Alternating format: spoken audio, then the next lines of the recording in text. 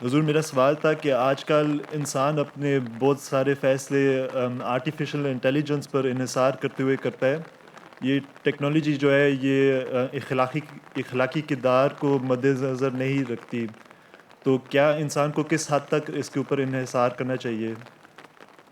جہاں یہ تو آپ نے دیکھنا ہے، آپ دیندار آدمی ہیں کہ جہاں دین کی تعلیم سے پرے ہٹ رہے ہیں، جہاں اخلاقی اقدار سے پرے ہٹ رہے ہیں. اسلامی اخلاق کیا ہیں؟ اسلامی اخلاق تو قرآن کریم میں بیان ہو گئے سارے، یا احادیث میں سنت سے ثابت ہو گئے سارے. اگر ان سے پرے ہٹ کے جا رہی ہے کوئی چیز تو وہ غلط ہے، اس میں وہاں آپ رک جائیں. قرآن کریم میں بھی لکھا ہے انسان سائنس میں ریسرچ کرتا ہے، ترقی کرتا ہے.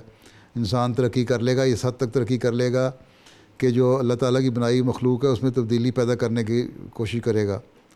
اور وہ کلوننگ جو ہے اس کا ایک نتیجہ ہے.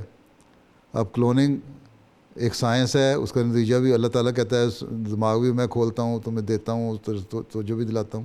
لیکن کلوننگ جو ہے یا اللہ تعالیٰ کی مخلوق میں بناوٹ میں تبدیلی جو ہے اس کو اللہ تعالیٰ پسند نہیں کرتا.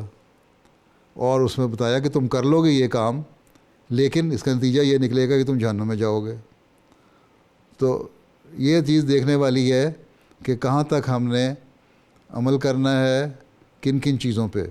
جہاں ایک بیریئر مقرر کرنا ہوگا کہ آرٹیفیشیل انٹیلیجنس کا کیا ہمیں فائدہ کہاں تک ہو رہا ہے، جہاں ہماری نقصان دہ ہو رہی ہے، جہاں ہماری تعلیم سے ہمیں ہٹا رہی ہے، جہاں ہمارے اخلاق خراب ہونے کی کوشش ہو رہے ہیں، وہاں ہم نے رک جانا ہے.